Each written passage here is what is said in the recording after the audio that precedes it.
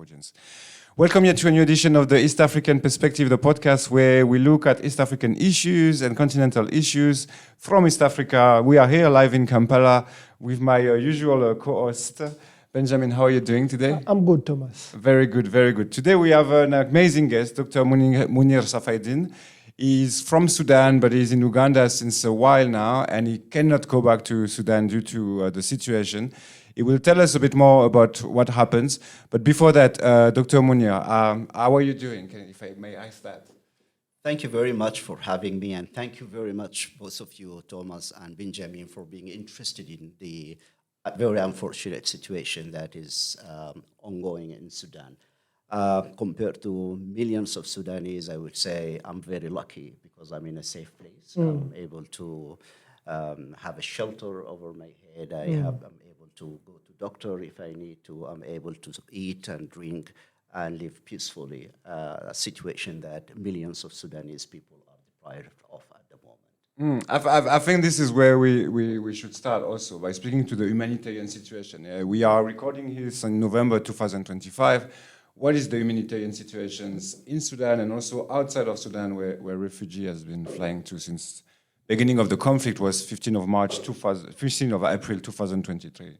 No, thank you very much. As you have said, and as it has been very well documented by international organizations, including UN, NGOs, and many media outlets, the Sudan is going through the worst humanitarian crisis worldwide at the moment. We are talking about a country that before the war broke in April 2023, a country of around 50 million people. Now, 50% of this population, about 25 million people, are in need of urgent humanitarian aid. We are talking about 12 million Sudanese, 12 million people who have been displaced from their homes, and they are scattered all over the country. And in addition to that, we are talking about 4.2 million Sudanese people who are refugees in 6 neighboring countries, including Uganda. And we are talking about 90 million children under the age of 18 who have been deprived from going to school for over 2 years. This is a terrible crisis. I mean, those numbers sounds like big, but 12 million people, guys, this is the population of Gambia, for instance. This is the population of Togo. Like, this is huge amount of people. Schools are closed. Roads that lead to Sudan are closed or bombed, and it seems like civilians have no voice in what's happening. How can we, here in Kampala, we have seen a lot of refugees coming in, right? In as I was saying earlier, like in my street, we have refugee from Congo and refugee from Sudan. People are trying to make a new life.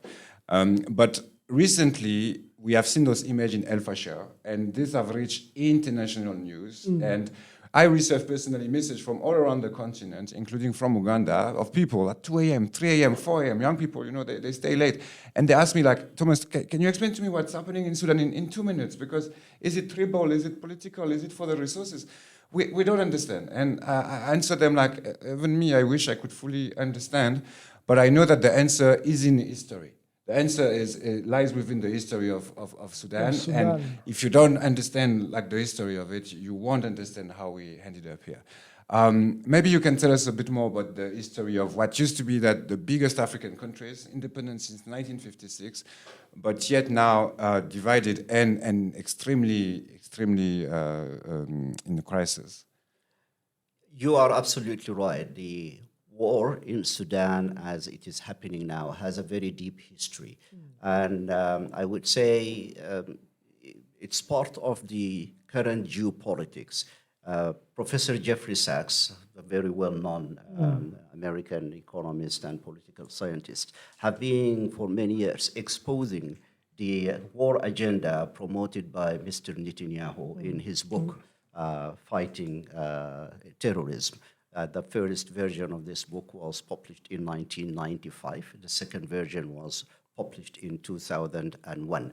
And in this book, Netanyahu spoke about what he was able to sell to the American administration as the need to have 7 wars in 5 years. And these 7 wars were important for Mr. Netanyahu in order to control the population in Palestine. They were, according to him, 7 countries that were supportive of the Palestinian resistance. And those countries or those regimes had to be changed. And the list includes Iran, Iraq, Syria, Lebanon, Libya, Somalia, and Sudan. And the Americans agreed that they will fight those 7 wars in 5 years on behalf of Mr. Netanyahu. So the war that is ongoing in Sudan is part of a geopolitical war that was planned in 1995. However, I think we can leave this probably dimension of the geopolitics aside for a moment and come to why did it happen? Why the Sudanese could not avoid this kind of plot or plan? I would say there were 2 vulnerabilities in Sudan, historical vulnerabilities. The first vulnerability is the fact that Sudan, when it was created in 1821 by the Turkish rulers who were in Egypt, and they invaded Sudan and they created Sudan with its political boundaries as known to us now. They never created, a sense of a state. They brought by power fighting groups, tribes, kingdoms, sultanates who were scattered, who were fighting among themselves. They brought them under one administrative, that is a colonial power. But after I would say, the independence of Sudan, the Sudanese political elite failed to come up with, I would call, a sense of nationhood to bring the Sudanese together. So tribalism has been very strong, and tribalism is now fueling the war that is ongoing in the Sudan. So that was one important, I would say, weakness that allowed the geopolitical agenda to succeed in Sudan. The second factor that made this sort of political agenda to succeed in Sudan and get the Sudanese in conflict, I would call it, is the selfishness of the political leaders of the Sudan. And I will say specifically from the time of Omar al-Bashir and Turabi. These are the 2 people, in my view, who are responsible for the ongoing conflict in Sudan at the now. moment.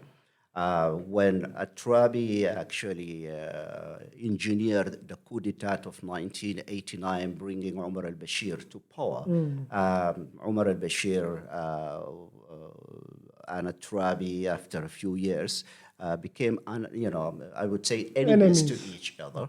And as a result, Omar al-Bashir was able to eliminate the group of Turabi and control the government by himself.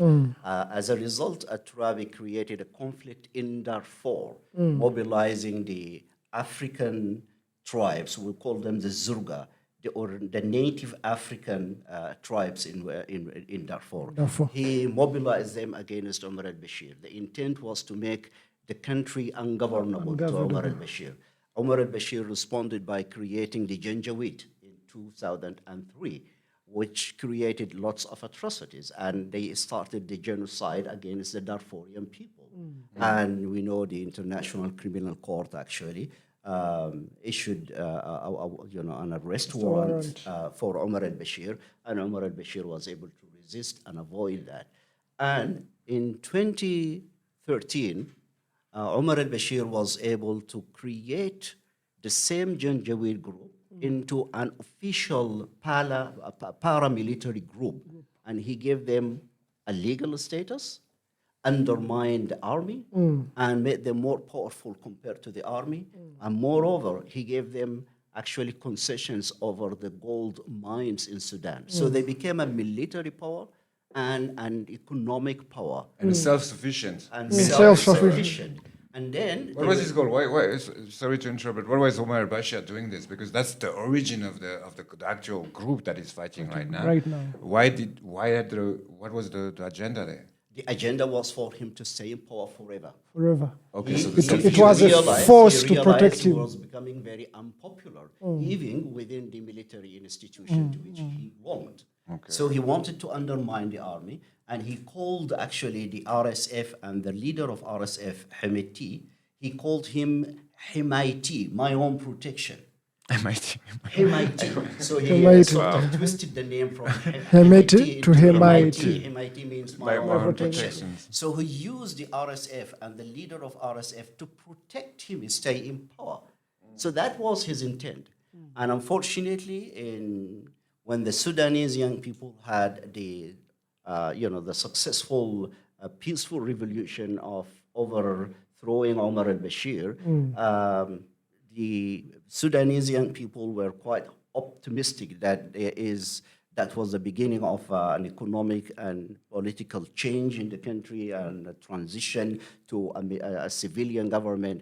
But the two military commanders, that is Hemeti, the head of the RSF, and Al Burhan, both of them, actually, they aligned forces against the civilian government. They undermined the civilian government, but their sort of alliance didn't continue for very long. In 2023, in April, the two of them ended up in a conflict.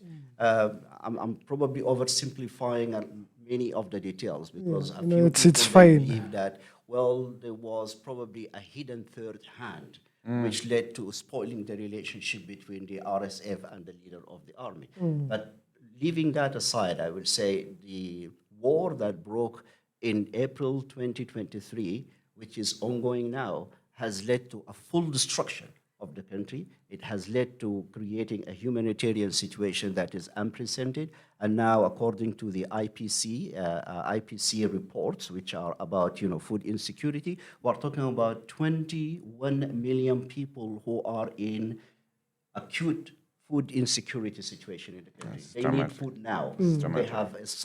They have been starving, and in El Fasher, for instance, before RSF took over, people were eating the animal fodder.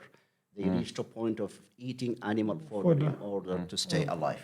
So, Doctor, maybe before... what they fear is a civilian taking power. Maybe what led them between 2019 and 2023 to stay close to each other is the fear of young Sudanese taking power and implementing a more civilian government. Is that possible? Definitely the desire to maintain power by those who have enjoyed power for many years has been the reason of sabotaging the beginning of transition in the country. On what Thomas has just said, if in the event Sudan had gone with civilian rule, what effect would it have had on the region, on Egypt, on Libya, if the civilian... If there were a civilian government, definitely the Egyptian would not be happy. It would not have been an ideal model for many rulers in this region, who actually have been probably promoting themselves as lifelong. And he was already creating international image. I remember in South Africa, everyone spoke about that. In France, it was first page of the news. The New York Times also put it first page, that woman we spoke about. What was her name again?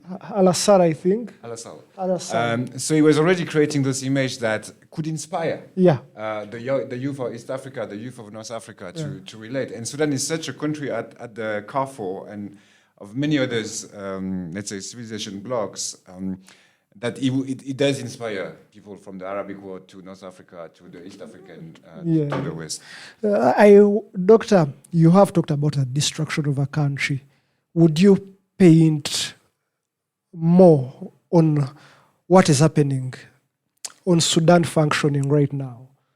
Can people access services? Because half of the country is affected. What is happening to the other half?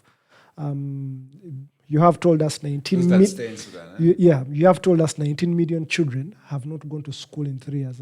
That is basically a whole generation gone without education. What is happening to education? What is happening to health? How much has been destroyed? According to the UN reports, about 80% of the health system has been destroyed. 80%. 80% that is basically everything. Destroyed.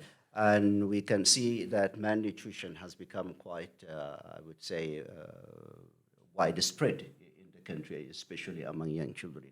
But at the same time, the economic activity in the country has been severely disrupted. The factories in the country, I would say, no one has a specific or exact statistics, but I would say probably between 18 to 90% of the factories that were in central Sudan have been completely destroyed. And at the same time, now the gold of Sudan is being smuggled in a way that the government doesn't have control over what is happening in Sudan. It's an important natural resources that definitely has created interest in the instability or creating instability in Sudan. For instance, UAE is one of the countries that has interest in the ongoing war in Sudan. They are supporting RSF, and for them, gold is extremely important. Yes. And it's a factor why they are involved in this war. But what is extremely important, I would say, a factor that people don't probably give enough attention is what happened and continues to happen to women and girls in the Sudan. Rape has been systematically used as a weapon of war against civilians. And unfortunately, there are large numbers of girls who have been systematically raped. And some of these girls and women have been abducted, enslaved, and sold as slaves, not only within Sudan, beyond the Sudanese boundaries in Western African countries. And unfortunately, not enough attention is being given to this humanitarian crisis. So there are many, I would say, aspects to the human suffering in Sudan that has not been given adequate attention. The focus has been on the war, and the battles between the army and the RSF. But what is happening to the civilians, what is happening to children, what is happening to women, I would say is seriously underreported at the moment. So this was a question I wanted to ask at the end of the intervention, but now I want to ask it now. Like, is it a genocide? Can we speak of the genocide happening right now in Sudan? Now in Sudan. Absolutely. It's a genocide, and it's an extension of the genocide that was documented in 2003 by the International Criminal Court. It's the same activities of the RSF, the so-called Janjaweed, that started against the Darfurians in 2003, promoted by Omar al-Bashir. It's the same atrocities, it's the same genocide, but at a larger scale at the moment. And we have seen it, and we have seen it through the cameras, the videos made and published by the army, the soldiers of the RSF. They would ask you, as they arrest you, what is your tribe? And based on your response, that might be the last moment in your life. They have been summarily executing people, not because they are fighters, simply because of their ethnic background, and they have been documenting this, showing it. And now if you actually surface or you look, browse at the social media, you will see, I would say, endless of criminal activities documented by the soldiers themselves. And it's a genocide. It's a genocide committed mainly against different tribes of an African ethnic origin in Darfur. But Professor, Doctor, can you explain to us, in 2003, those crimes were documented. Yes. We spoke about it. People spoke about it. How are those people still alive somewhere and justice has never been brought? Why has justice never been executed in the same way that it was executed in the Rwandan genocide, for instance? Because I think that one of the root of the issue is definitely the lack of justice, because the men that killed back in the days are still killing today. What happened to the justice of the 2003? Hold on, before you come in. They did that in 2003, and they even got international relevance. They have gone on to fight in Yemen and on behalf of Saudi Arabia and United Arab Emirates. And these are powers that were backed by the US. How is that? How does such a group... Where is the international criminal court? Actually, you are absolutely right. This group has been enjoying impunity. When they were protected by Omar al-Bashir was able to deny all of these atrocities, all of these genocides. Not only that, Omar al-Bashir, unfortunately, through his state media, they were able to brainwash the majority of the Sudanese that no, there are no genocides. We are Muslims. We cannot kill each other. We cannot rape women. We cannot burn people alive. These are all lies because the Western media is against us as Muslims. So they created, I would say, this sort of false propaganda, and many people, unfortunately, in Sudan, they believed the government story that there was no any genocide in Sudan, and Omar al-Bashir was targeted because, quote unquote, he was a Muslim leader. And when the war broke into Sudan in April 2023, and people saw exactly what was documented by the international media, by the International Criminal Court in Darfur, happening in Khartoum, happening in Central Sudan, people, they realize that, wow, we should have believed that story. We should have asked for justice for those people who were being, under genocide, who have been prosecuted and killed just because of their ethnic background. And it was too late for people to realize this.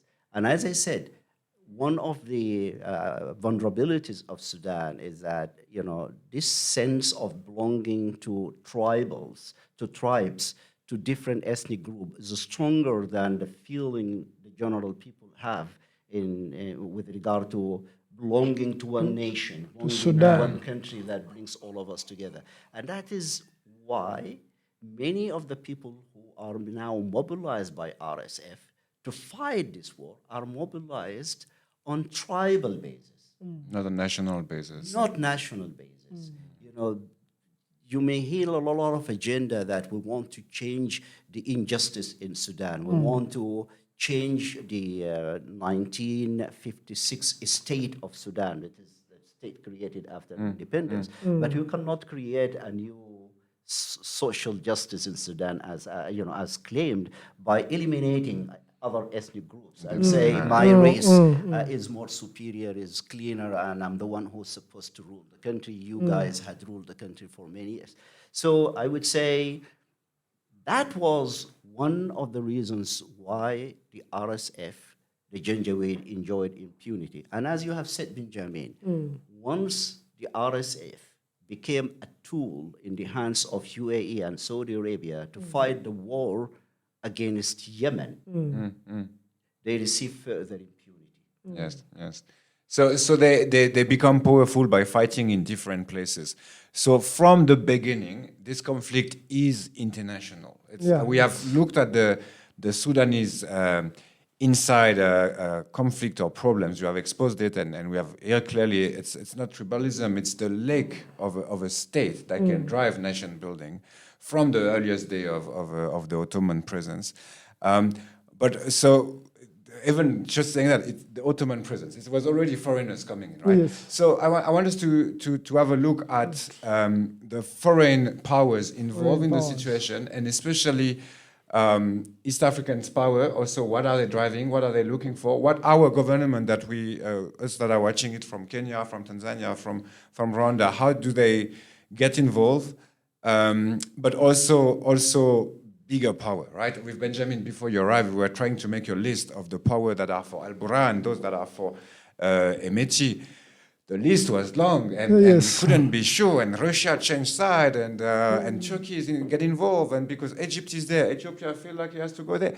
It's very complicated. Like, can you tell us a bit more about those foreign powers and what is their agenda within Sudan? Yeah. Before Doctor comes in, I wanted to go back to the 1970s when Amin was president in Uganda. Yeah. He got close to Israel when he had just come to power, and what Israel did was to construct military airfields in the north of Uganda. And all these military airfields were not for Uganda. They were all targeted to Sudan. And later, when he realized he was being used, he changed sides. And long time ago, that is like 40 years ago, we are seeing foreign powers have interest in Sudan. And we are at this situation, and it's like the whole world is in Sudan, and nobody's even taking note. So that aspect, that geopolitical, and it's also geoeconomic in a way because there is a Red Sea, a very important trade route. We'll speak of the political economy because the gold, the trade routes for sure. But if what are the foreign powers? Foreign powers What do in they that. do here? What's the agenda? Well, as I said, the Israelis, specifically the idea of 7 wars in 5 years, as planned by Mr. Netanyahu and adopted by the American administration, is what is shaping Sudan and the region. conflict in the region. And what is also very important now is to understand that there are small actors who are being, I would say, probably enjoying a disproportionately bigger role compared to their global size, like the UAE. The UAE. Let's speak of the UAE. UAE is organizing a proxy war on behalf of Israel in Sudan, in Yemen, in Libya. Just look at what is happening. There is a plan to destabilize as many countries in the region as possible. Look at Libya, has been destabilized. Yes. And now you have in Libya 2 governments. Yeah, 2 governments, which they want in Sudan. One support Al Burhan, the other one support Hemeti. And Haftar is being supported by UAE. Okay. Secondly, you look into Yemen. Yemen is a country where it has 2 governments. 2 governments. One of these governments is also supported by UAE and by the Saudis. Yes. You look now into Sudan, it's the same scenario. Yes. It's a scenario of having 2 governments in the country. So they're doing it, you say they're doing it because they fight for Israel, right? Your argument is it's a proxy war, they fight for Israel. And definitely the argument of a proxy war is very important, especially when you look at the weapons, the type of weapons that arrive in Sudan. You will realize they are built by license by the UAE, but they're really American, they're really French, they're really Israeli. I've had a look at it on other video for the French parts, where we look at why is it that there's French weapons used in Sudan. But can UAE they don't have agency? Can they have their own agenda? Like, are they really fighting for Israel? Or because we also know that they are the central place for gold trade, right? And they aspire to replace petrol by gold, exactly like Sudan economy has done. Does UAE has any agency here, or are they just fighting for Israel?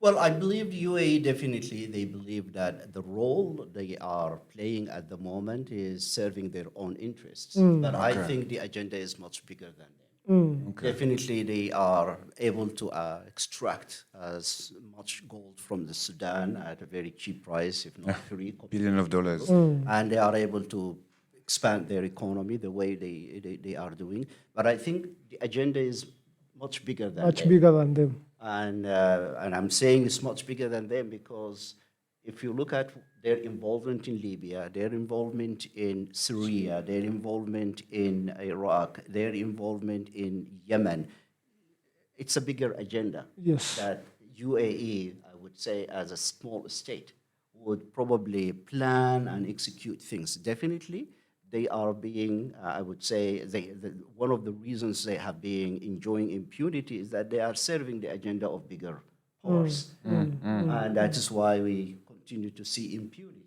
We continue to see there is no accountability. Zero accountability. Because if it was UAE on its own, with all of this now global move against them and the claim for holding them accountable for what is happening in Sudan, in Libya, they should have been held accountable. But definitely they are being protected, I would say, by more. And that's why there's no boycott. That's why there's no, because we've seen boycott for Russia. We heard of boycott for Israel before.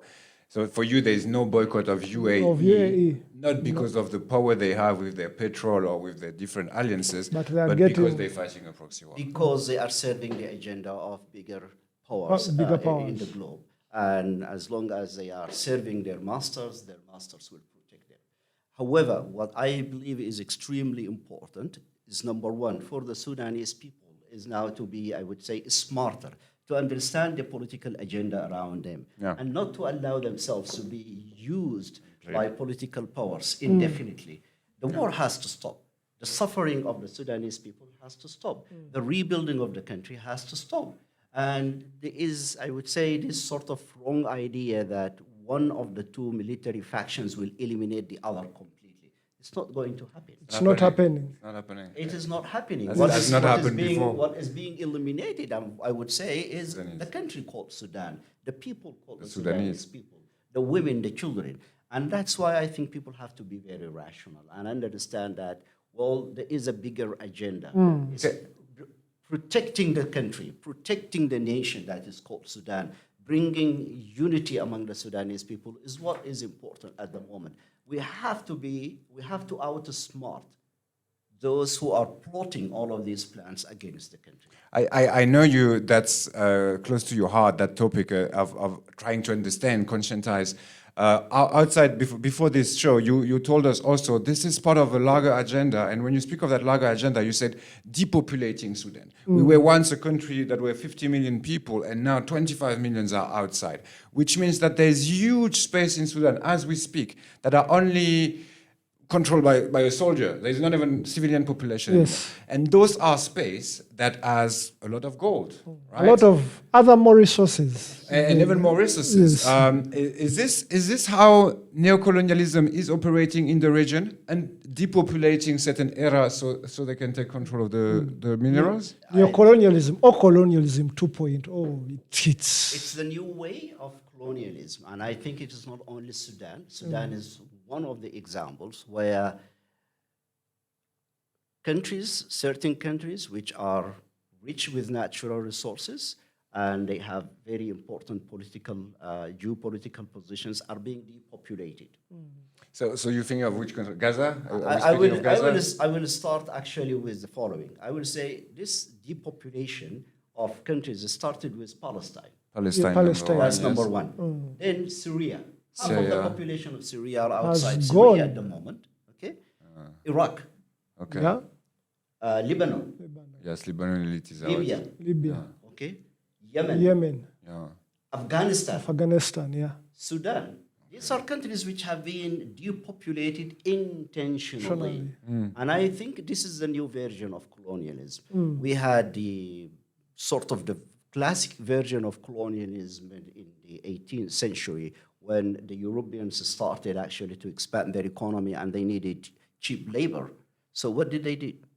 They came to Africa, they enslaved the Africans, they took the Africans as slaves in the United States, in Latin America, in Europe, in order to expand, the agriculture, the mining, the, infrastructure. And they had their own natural resources at that moment. They didn't need natural resources. They needed labor mainly. Yeah. Then, after the introduction of the machines and the expansion of their economy and accelerating the production of goods and services, they started to need more natural resources. So they came with their armies and colonized third world countries. And they took charge of all of the natural resources and the economies. At one point, they decided to leave by making sure that the so-called national governments will be always protecting their own interests. Now the situation has changed. The situation actually with the global climate change, the fear that certain countries, I would say even in Europe in 30 years, will be submerged underwater. The idea is depopulate as many countries as possible, and the new colonization, it will be waves of migration from these colonizers coming to settle in these countries. Africa will be one of those countries. The Middle East will be one of those countries. And the whole idea of the greater state of Israel is based on depopulating. Depopulation, depopulating like 6-7 countries and taking charge of it. And I think this is the new colonialism. And I think you can see it in Israel. You leave America today and say you now want to go back to Israel. They give you land, they give you... Even just the Nakba. Yeah. The Nakba is depopulating Palestine, so Yes. Jewish settlers can, Zionist settlers, not Jewish, Zionist settlers can come from all Now, over this the is the world. project for Gaza. You know, send the population out of Gaza, Can make they- it a Rivera, make it, you know. Yes. Can they send? Do you think they will end up sending Gazawi in Sudan now that they have depopulated Sudan? Can they? Because I know they want to put the Gazawi It somewhere. has been talked about. The people of Gaza are very unique, and I think they understand the agenda. They won't accept that. Okay. But what is very important, I think, it's for the rest of the African countries, the whole world, but for the rest of the African countries, my message is that never undermine your national security. Never undermine your own army. Creating all of these paramilitary groups, I would say it's a recipe for failure. It's a recipe for someone to take over your army and your country. So this is a mistake that Omar al-Bashir did in Sudan. And I would say African countries, please, do not make that please mistake. don't make that mistake. Secondly, for all our political leaders in Africa and in the third world in general, the countries, the nations are more important than you as individuals. Your struggle to stay in power should not be at the cost of disintegrating your own country. Definitely.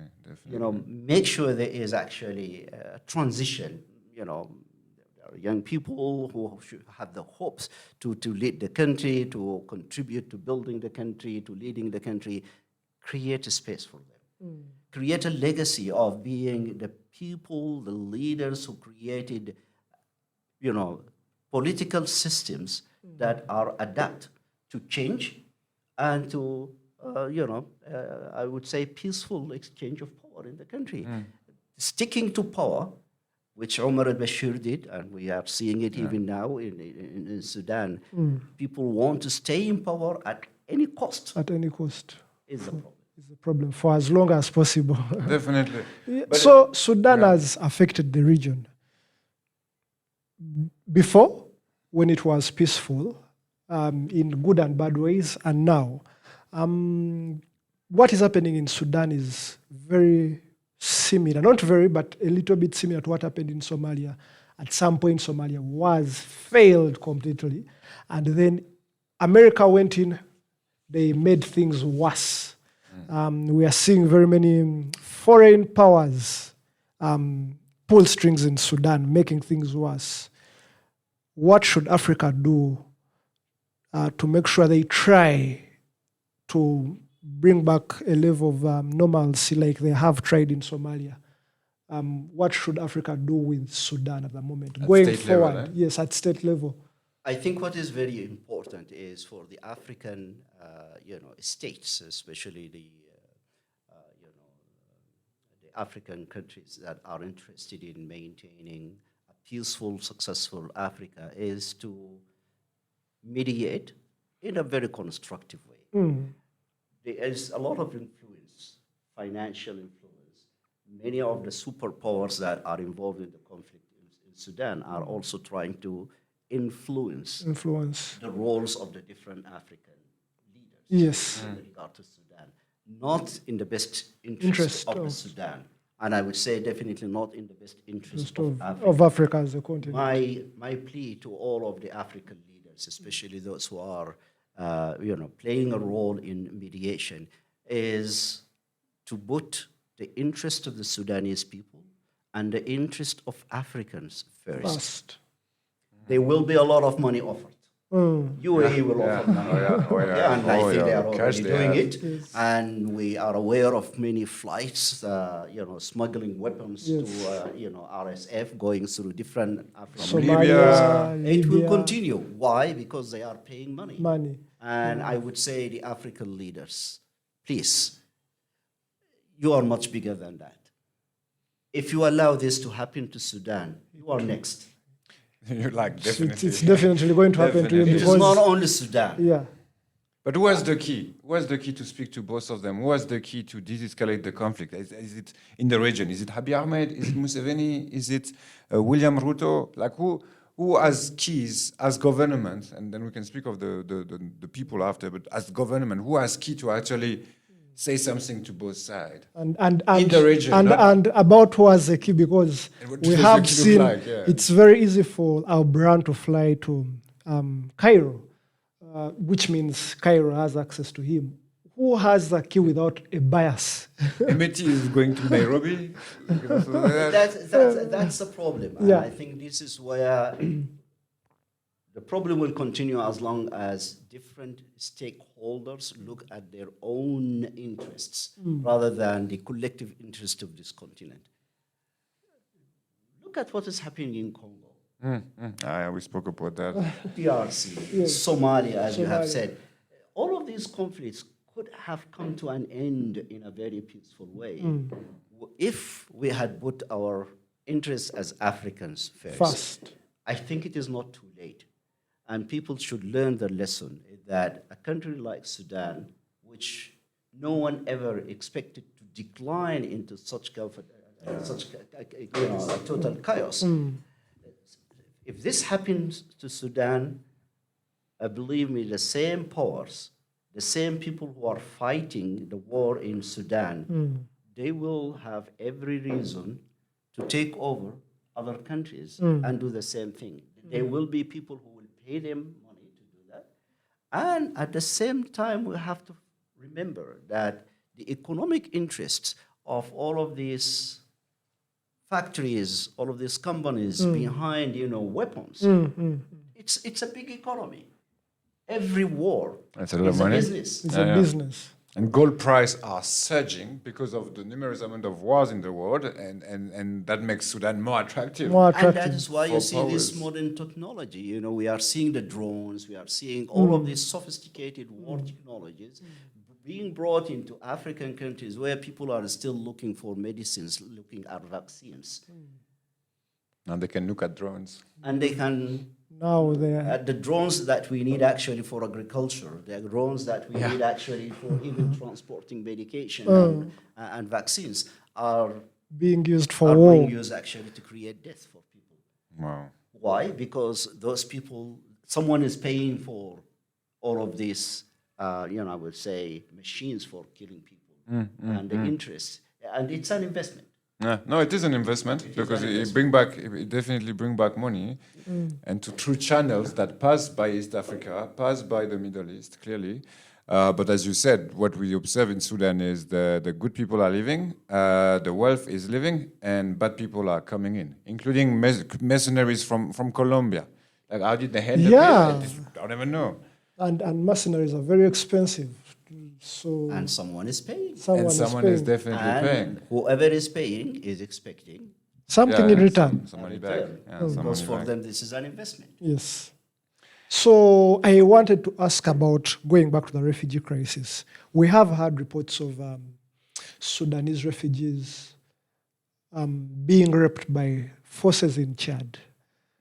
What is the situation of Sudanese refugees in the region, in Uganda, in Kenya, In terms in of their South security Sudan, as in well, terms of yeah. security? How are they faring? The international institution handling Yeah, that. actually, that brings us to where the multilateral organizations. Maybe we shall Stand, talk of the Security Council and how it has been useless. What is happening to the Sudanese outside? The humanitarian crises around the globe are, I would say,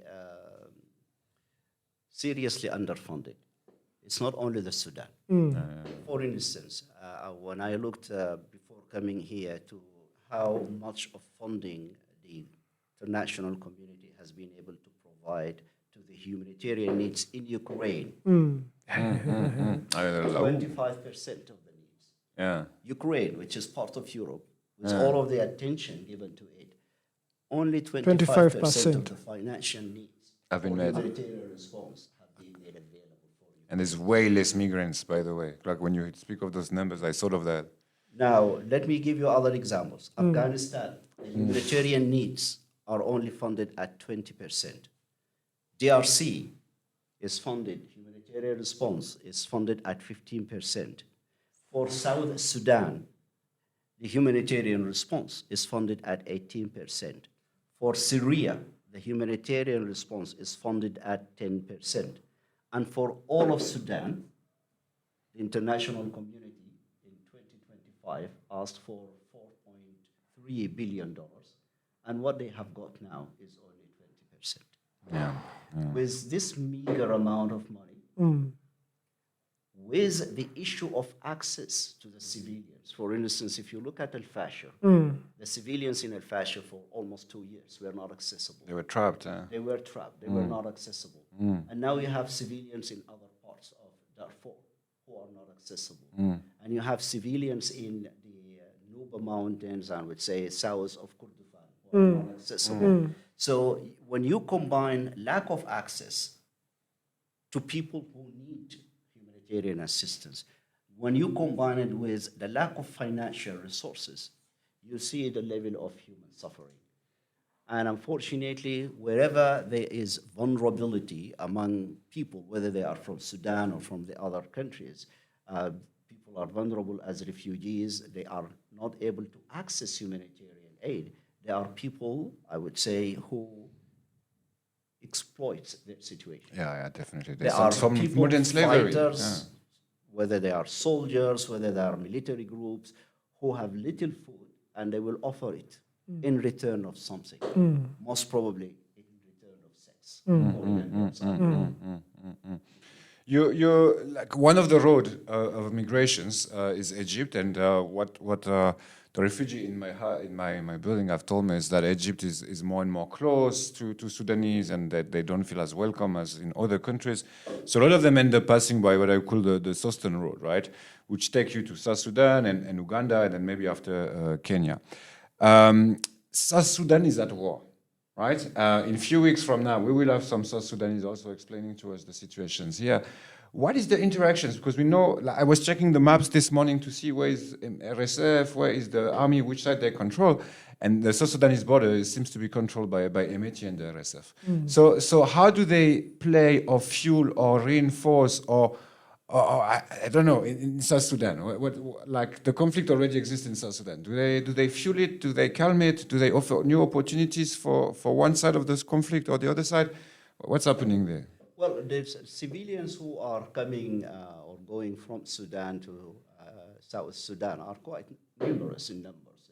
According to the UN statistics, we're talking about 1.2 million Sudanese who are living as refugees in South Sudan, despite all of the conflicts and the humanitarian situation. It's bigger than the capital, Juba, just to say. It's quite significant, and definitely this has to do with the historical relationships between the people of South Sudan and Sudan. And sometimes you really appreciate when people like in South Sudan or in Chad or here in Uganda or in Egypt or in the other countries where 4.2 million Sudanese people are living as refugees, when people are hosting them and sharing whatever meager resources they have with them. Definitely there are different levels of accommodation. Sudanese in Egypt, they have definitely enjoyed the protection, the hospitality. There are some Sudanese who have been complaining about some things. But we do understand that, where for countries like Egypt, for instance, like South Sudan, where you have your own internal economic changes, and you have quite a significant number of people coming and sharing the resources you have. It is a stress. Tolerance will not be the same among all the people. We do understand it's human nature. Yeah. But so do we know if Hemeti is on the side of the government? Is there any sort of like alignment of factions between Hemeti, Riek Machar, for instance, or President Salva Kiir and Al Burhan? How do we know about that? Or? Because you can never put these two Sudans from each other, given that even the oil, history, Sudan's oil runs through Port Sudan. Definitely, they will always have that closeness. How are they interacting? I think the situation is very volatile. It is very difficult to say that these relationships are carved in stones. I think the interests are moving back and forth. And some countries have, I would say, very principled position with regard to what is happening in Sudan and the need to have peace and end the war. But definitely there are, I would say, situations where there are deals. There are deals being made. I mean, we know that for Uganda, the question of the Islamists are very important because they fight Museveni in the past. In the days. So definitely it's an old story. And once again, history tells us, but the present show us the result of those history. I have a last questions, but I don't know, maybe Benjamin, did you have another point to bring? You can't take on the last question. You Benjamin asked about the government, what can they do? I want to ask about young East Africans that are watching us right now and that feel the pain of what we're talking about. What can they do? What can a young Kenyan, a young Tanzanian, a young Burundians or Rwandan like that listen to this content, understand what you're saying? What can they do against those proxy war and against just to help Sudanese right now? What can be done? I think it's a very important question, and I think being aware of what is happening around us is important. We cannot claim that, well, this doesn't concern me. It concerns all of us. And I think if you look at the change that started to happen in Gaza, happened as a result of the young people around the globe started saying, this is not acceptable. Human beings are human beings. People in Gaza shouldn't be starved, shouldn't be treated the way they are treated. And that has forced many superpowers actually to reconsider their positions. And I think this is what we need. We need all the young Africans to start to engage, to understand what is happening to their countries. What are the risks each of their own countries are facing, and how can they educate themselves and position themselves in a way that they safeguard of their countries against what happened in countries like Sudan, and be politically, I would say, savvy, be politically active and engaged in a constructive way. That there is no way we can continue to sit around and watch the news as if what is happening to other people doesn't concern us. It is intimately will impact us at the end, and it will impact them at the end of the day. Thank you so much for this interview. This was amazing. I hope you guys enjoy the content. If you enjoy, please follow, like, subscribe, share it. It is very important. I think you understand. It is very important. We do this type of podcast, so this helps us also to share the message. I'm really pleased right now by the amount of information we got, the clarity of the informations. I was listening, I was trying to compare what I could find about the Sudan crisis from different regions of the world, listening to media in Middle East, media in Europe, media in my language, French. This is definitely one of the most inspiring and informative conversation I've heard on the news. So I hope you also have enjoyed that. I'm hoping I can tell you, like, I will not see you again because the crisis will be finished and we won't have to invite you. But just know that, if at any point you see something or you have a message to pass, you are more than welcome to come here and pass it here. And thank you for coming in. Thank you for coming. Speaking of that situation, that is very personal for you, very personal. Unfortunately, our guests cannot go back to Sudan as we speak. And so, thank you very much for the audience and for us. Thank you very much, Thomas. Amazing, Doctor. Thank you for your very much. interest and being part of educating the audience about what is happening in Sudan. Thank you very much. Thank you.